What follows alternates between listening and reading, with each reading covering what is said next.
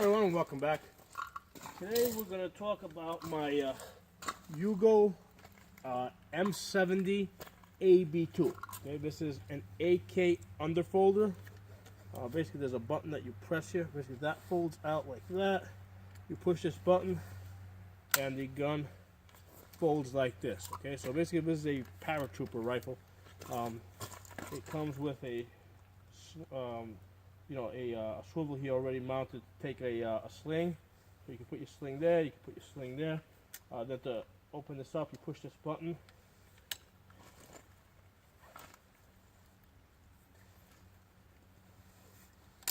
Open it up. And then basically you fold this down. Okay. So this one here has about 10,000 rounds through it. And through 10,000 rounds, I've only cleaned it one time. Okay, and I believe the only reason I cleaned it that one time is because I was showing somebody how to clean it. Okay, and I can see right now that if I look in through the side over here, I can see there's plenty. I can see some dirt right there on it. You can see if I look inside, I can see there's plenty of dirt. I have absolutely no intention of cleaning this thing anytime soon, and the reason is I have replaced the original dust cover that came with this, and I put a dust cover that came with a rail that allowed me to put this Underfolder red dot on it. And I like shooting the rifle like this. Okay. Now this rail system probably adds a little extra weight to the gun. I mean, this is about 8.5 pounds. Okay, just short of 9 pounds. I'm sure that adds a couple of ounces. So this is a pretty heavy. As far as AKs go, this is a pretty heavy gun. I've seen them, 7 pounds. So this is, almost 8.5, almost 9 pounds. Okay. The main issue that I have with this gun, first of all, it's a great gun. I like it. Like I said, I've got 10,000 rounds on it. I was shooting at 110 yards before. Okay. And usually when I shoot this gun, I'm usually, if I'm training people, if I'm shooting, I'm usually shooting under 50 yards. But I wanted to take this out and see what kind of groupings I would get. And the best grouping that I was able to get with the red dot was 5 inches. Okay, a 5-inch grouping here. And I was able to repeat that a couple of times. I was shooting this yesterday. Yesterday I got a 7-inch group. Basically I haven't shot this gun in a while as far as doing distance shooting, so I had to kind of dial myself into this gun. A couple of issues with this style of a gun is, first of all, when you're shooting this gun, right, normally you have a stock and your cheek is touching the stock. Well, with this, when you got this rail over here, basically that is not going to sit on your jaw, like right on the bone, okay, as opposed to it being on the soft part of your face. So that vibration you're really going to feel in your mouth. Now, a lot of times if I'm just shooting it at close distance, I'm really not going to, I'm usually not even touching it, okay? Because if I got my red dot on, I can get behind that red dot without my face even being on the gun. One of the nice things about this design is that if you're cross-eye dominant, okay, if you're left-eye dominant and you want to shoot in your right hand, because this is so low here, okay, you're able to get your left eye comfortably in here. Like right now, I'm using my left eye. See, that's the right eye. Okay, the right eye. And now that's left eye. So I'm comfortably able to shoot this with my left eye because of this cutout over here. Okay. Now, as far as shooting distance, okay, where you really want to, get your face down on the gun to help you support it. What I was doing before is basically I took this towel, okay, and basically what I did is I wrapped it around the metal, okay, and that allows me to now get my jaw, because that's the point of contact here, get my jaw on that rail to help me steady the gun and take better shots, stabilize the gun even more. Now, one of the things that you gotta be, it takes effort to stabilize this gun. Okay? It takes some effort. Part of the reason is just, as you can see there, you can see how that wants to move a little bit. Okay, so basically you got to get that stable, and then the other thing is you got this part here that wants to fold out And if you're trying to support this on the back over here, as you can see, if I push down, you see how that wants to collapse, okay? So this gun really wasn't designed for this, okay? This is designed basically for paratroopers, guys on the move. You know, where basically you're jumping out of an airplane, you got to fold it up. You get on the ground, you know, you're not going to be doing much distance shooting, okay? So if you're trying to shoot this supported, it's you know, I mean, it just takes a lot more effort, okay? Now the other thing is there's no side rail mount over here, so because I had to mount the red dot on the dust cover, okay, the dust cover is prone to moving, okay? That's not a great place to mount a red dot. Now the way this dust cover came, it came slightly larger, right? And basically I had to cut it down. So, you know, I basically cut it down so I was close. And then basically I just started filing away just a little bit at a time. And I was able to basically get this dust cover to like squeeze in there, right? So it's like super tight, okay? So that's why this dust cover is very tight.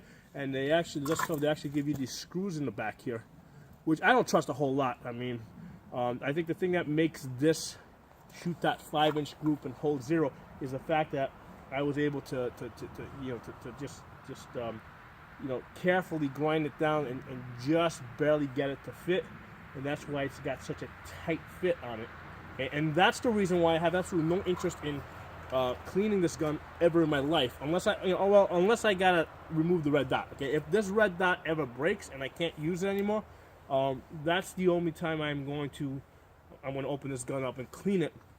And the reason is because, you know, I mean, I know that this dust cover is like really in there solid right now. If I take it off, try to put it in, who's to say that, you know, the next time, maybe it'll bend a little bit on the way in and way out, and maybe I'll get a little bit more wiggle at it. Okay, so that's why I really do not want to take this dust cover off. Okay, so that's one of the things to be aware of with this gun. Okay, you got that issue. Now, this gun is built like a tank. It's almost overbuilt. Okay, and this is a gun that will take a lot of punishment, and the reason is, okay, first of all, this gun's heavier, and one of the things that you'll notice here, you'll notice this flip-up sight. Okay, and you'll notice there's a pin over here, okay, where this muzzle brake comes off, okay, right? The compensator comes off, and basically there's a spigot that goes on here, and what you do is basically you launch grenades off of this gun. So this gun was designed to be a grenade launcher, which is the reason why it's so heavy duty, okay, why they built it so heavy. It's a very, very solid gun, okay? And it actually has two locks over here. Basically, it has the standard AK lock here that you gotta push in, and then there's another one that goes across, and I've actually lost the nut that goes on this side to lock it down. I guess that vibrated out, but it doesn't even come out because it just stops. But the point is that they had a double locking mechanism on the dust cover, okay? And that's not something that comes with the dust cover. That's something that comes with the gun, because this gun, is such it's designed basically to shoot grenades, in addition to the 7.62 by 3.9. It has night sights built into the lower part here, right? Kind of flips up over here, and then there's another flip up thing over here where you got the night sights over here, although they're not painted, and I'm not going to bother with that because I don't use them. So it's got some interesting features that make this gun, if you're an AK guy, if you have a couple of these standard, Romanian ones, and you're looking for something a little bit different, this is something that you might want to look into. I think I paid $550 for this, and then plus the whatever the taxes and transfer. But I think the base price of this was $550 when I got it. I've had it for at least 4 or 5 years now. I don't remember exactly. And it really likes shooting the Capco mags. I got a short one here because I was shooting the distance. It really, it shoots the steel ones just fine. At one point, I was shooting a steel mag that I know it didn't like, but I think that just might have been a problem with the magazine. And I'm thinking back like 5 or 6 years ago. But it shoots, the Tapcos it loves. It shoots these. This is a Serbian You know, this is basically a Yugo mag, so it's a Yugo mag and a Yugo gun. This is nice because it has the last round locks open with this magazine, so this is really cool. So there's a couple of things about this gun, you know, like I said, that make it interesting. Oh, here's another interesting feature. Basically, the safety lever has 3 positions, okay? So basically, that's your safety up here. Then it has a middle position, okay, which is, you know, basically this would be a full auto, okay? Now, obviously, this gun doesn't have full auto, but in its, you know, in its original inception, it was meant to be a full auto gun. And then you've got the down position is single fire. So basically, you have 1 safety position and then 2 fire positions, okay? Another interesting thing to be aware of with this gun, it has a Tapco trigger on it. And I'm going to guess that the reason why it has a Tapco trigger, because I believe Century imports these guns, so I think they might even be full auto when they import them. They import them, and basically the way the stupid laws are made up, they have to kind of break these guns down and basically remanufacture them to sell them. And I think they're, you know, a certain number of parts have to be made in the United States. So on this gun, they changed the trigger out to a Tapco trigger. I really wish they hadn't done that because I believe that's a single hook trigger, and I'm sure the original had the double hook. And you know, one of the things I noticed before as I was shooting this gun, it's kind of, you know, there's a little bit of take up there, and then you know, it's kind of hard to find that point where the trigger's going to break. And a couple of times, you know, the gun actually surprised me. I mean, it fired a split second before I expected it to fire.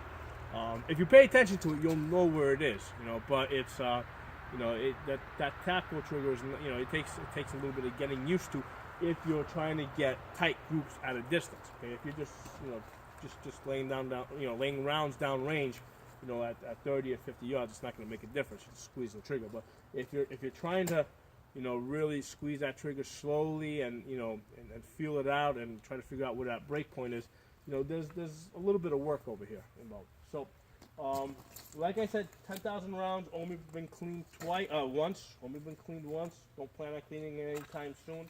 And basically, this gun gives me about 5-inch groupings at 110 yards.